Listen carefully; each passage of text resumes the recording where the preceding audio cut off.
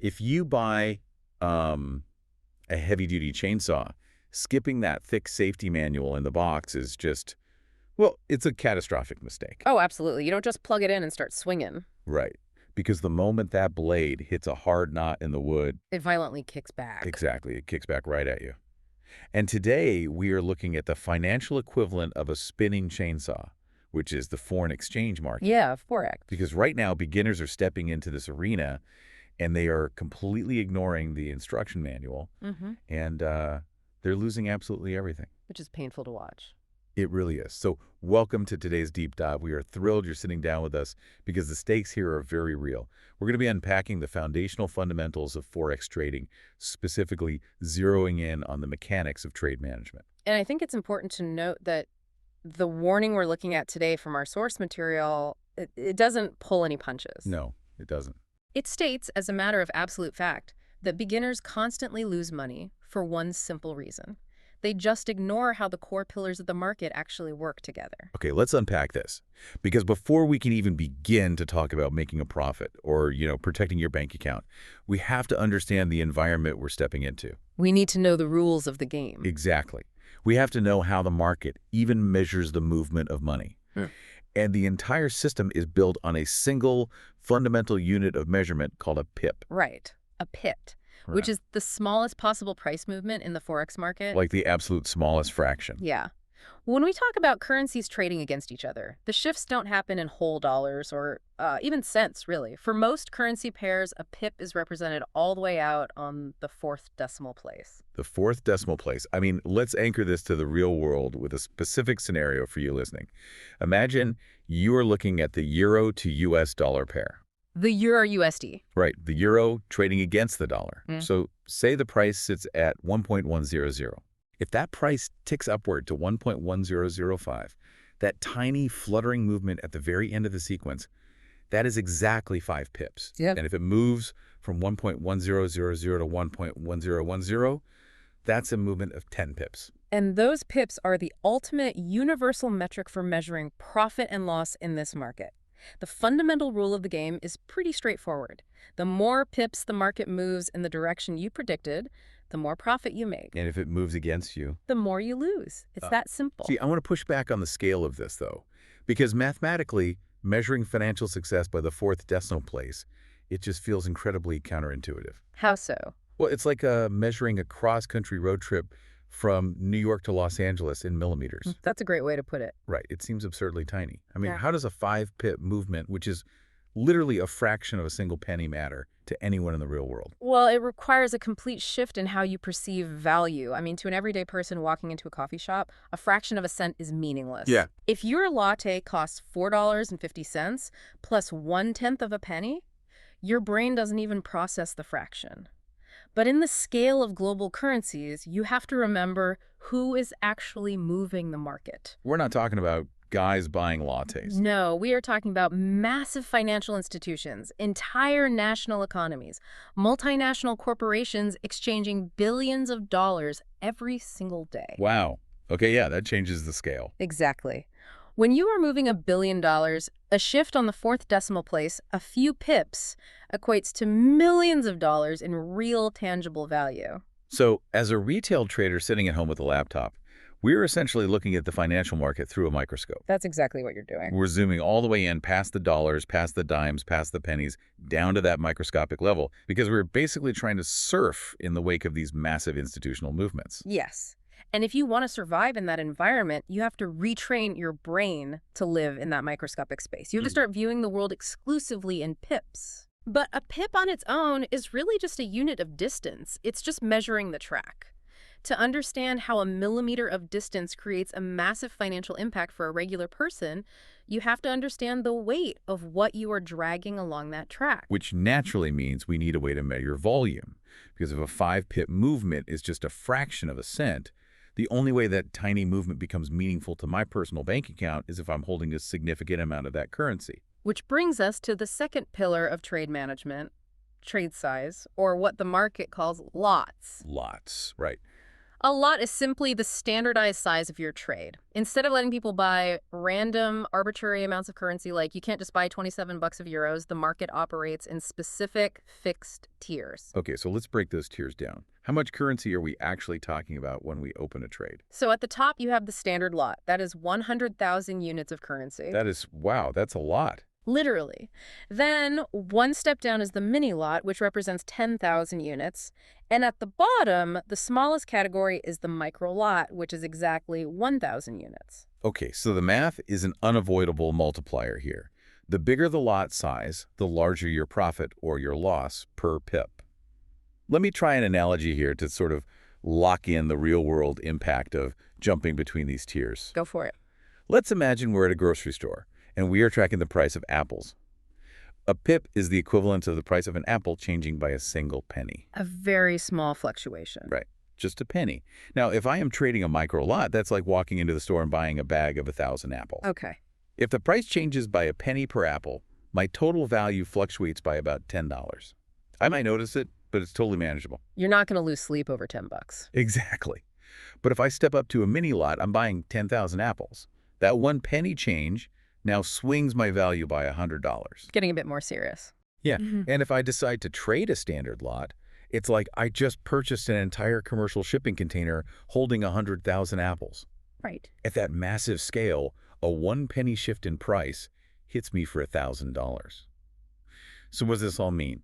It means your lot size is basically the volume knob for your risk. That is a perfect way to look at it, the volume knob. And if we apply that volume knob to the realities of a beginner's mind, it explains exactly why jumping straight to a standard lot is so destructive. Because they just crank the volume to max. Exactly. The mandate from the source material for beginners is uncompromising. Start with micro lots, keep the risk small, because when you are first learning to read the market, you're going to misinterpret the data. You'll predict a currency will rise, and it will violently drop. You are going to be wrong. Frequently. Very frequently. Wow. And if you are holding a standard lot, that shipping container of 100,000 units, when the market drops, the financial damage is immediate and catastrophic. You're just wiped out. You are wiped out before you even have a chance to figure out what went wrong. Trading a micro lot of 1,000 units provides a psychological safety net. It gives you the necessary breathing room to absorb those small losses, analyze your mistakes, and actually learn the mechanics without emptying your bank account. But this introduces a really glaring logical hurdle, doesn't it? What's that? Well, if the baseline advice for a brand new trader is to start with a micro lot, which requires 1,000 units of currency, how does a beginner actually afford that? I mean, most people trying to learn a new skill from their laptop don't have thousands of dollars of disposable income to just casually park in a learning account. And that logical gap is exactly where the third pillar enters the equation. It is the tool that bridges a small personal bankroll to the massive requirements of the global market. Leverage. Leverage. It allows you to control much larger trades using a much smaller amount of your own money. It is really the defining feature of retail Forex trading. See, here's where it gets really interesting. Because the math behind leverage isn't just a slight boost. It's exponential. It is. Let's look at the scenario laid out for beginners in our deep dive today. Yeah. Let's say you open an account and you only have $100. Just a standard $100 bill. Right. If you apply a 1-to-100 leverage ratio to your account, you suddenly have the power to control $10,000 worth of currency in the open market. Your $100 bill is doing the heavy lifting of 10 grand. And the immediate reaction for most people seeing those numbers is excitement. Oh, sure. It feels like an incredible advantage to punch that far above your weight class. I have to admit, I look at that 1-to-100 ratio and I don't feel excitement. I feel a deep sense of analytical caution. It's terrifying, honestly. It is. Controlling $10,000 with $100 leaves a razor-thin margin of error. It sounds less like a sound investing strategy and more like handing someone a financial superpower that is just waiting to detonate. Isn't a system like this inherently rigged against a novice? It is entirely zero tolerance. And that is why leverage is explicitly defined in the guide as a tool that amplifies both profit and loss. And loss. That's the key. We established earlier that a micro lot acts as a safety net. Leverage is the mechanism that can instantly incinerate that net if you aren't paying attention. Let's unpack the math of why that margin of error is so tight. If I'm using 1-to-100 leverage, I control $10,000, but I only actually own $100 of it. The rest is borrowed power. And any profit or loss is calculated on the full $10,000 position, not your $100. Right. So if the market moves just 1% in my favor, 1% of 10,000 is $100, I just doubled my actual money in a single move. Which is the intoxicating part. It's extremely intoxicating. But if the market moves just 1% against me, if those tiny pips slide the wrong way, I lose $100. And since I only had $100 of my own money in the account to begin with, my entire account is completely wiped out by a microscopic 1% fluctuation. The broker simply closes the trade and your money is gone. Just like that. That is the dual nature of leverage. It is a highly efficient vehicle for growth, but it requires near-perfect execution, which a beginner fundamentally lacks. So we now have all three distinct pieces clearly laid out on the board. We have the pips, which measure the microscopic distance the price travels. Yeah. We have the lots, which dictate the total size and weight of the trade you're making. The volume knob. The volume knob. And we have leverage, the borrowed power, that allows you to actually enter the market and afford those lot sizes. But the real danger, however, isn't in misunderstanding these concepts individually. The true risk is failing to understand how they violently intersect the moment you execute a live trade. So let's run a live scenario to see how they interact. Imagine the market moves exactly 20 pips. We know the distance. The question is, how much money do you actually make or lose on those 20 pips? And the answer depends entirely on your lot size. Not the leverage. Right. The leverage you use doesn't dictate your profit directly. Leverage only dictated how much money you needed in your account to open the door in the first place. That is such a crucial distinction. The distance of the movement is fixed at 20 pips. The financial impact of that movement is determined strictly by the size of the container you brought to the market. The leverage was just the mechanical crane that allowed you to lift the container. Exactly. I want to synthesize this to make sure the mechanics are crystal clear for you listening. Let's imagine trading Forex is like building a vehicle. Okay, I like this. The leverage is the high-performance engine you are bolting into the frame. The lot size is the structural weight of the vehicle itself. So a micro lot is like a lightweight go-kart, while a standard lot is a heavy armored tank. Right. And the pips are the tiny bumps and curves on the road. Let's follow that logic. If you take a massive high-powered engine, your high leverage, and drop it into a lightweight go-kart, what happens the moment you hit a bump? You flip instantly.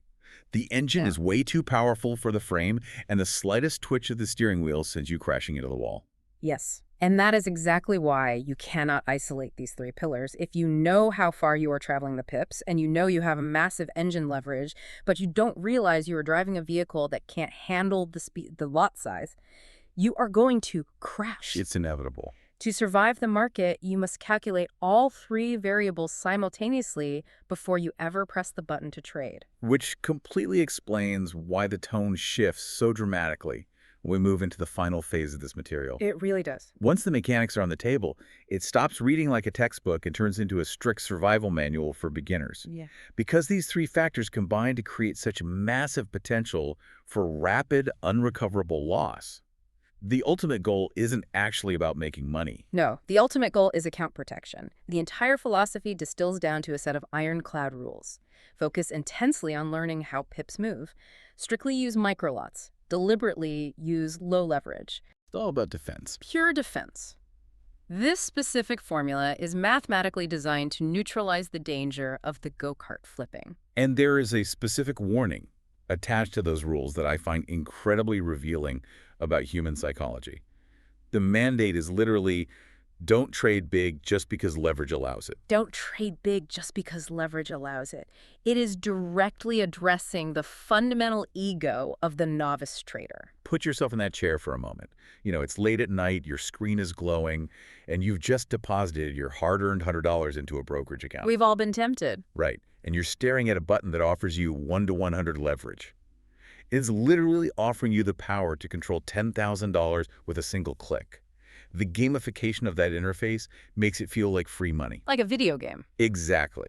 It must be overwhelmingly tempting to think, I know the manual says to use a micro lot, but if I just maximize my leverage and grab a few quick pips, I could double my paycheck tonight. It is the ultimate test of emotional discipline. And this brings us to a profound reality about any financial market. Knowledge is completely useless if it isn't paired with applied discipline. Oh, yeah. You can memorize the mathematical definition of a standard lot. You can calculate pip movements to the fourth decimal place in your head. But if you lack the emotional control to resist the siren song of maximum leverage, that knowledge will not save your account. You are prioritizing survival over the illusion of getting rich quick. Risk management has to supersede fast profit. If you do not protect your capital, if you do not actively ensure that you have enough money left in your account to participate in the market tomorrow, nothing else matters.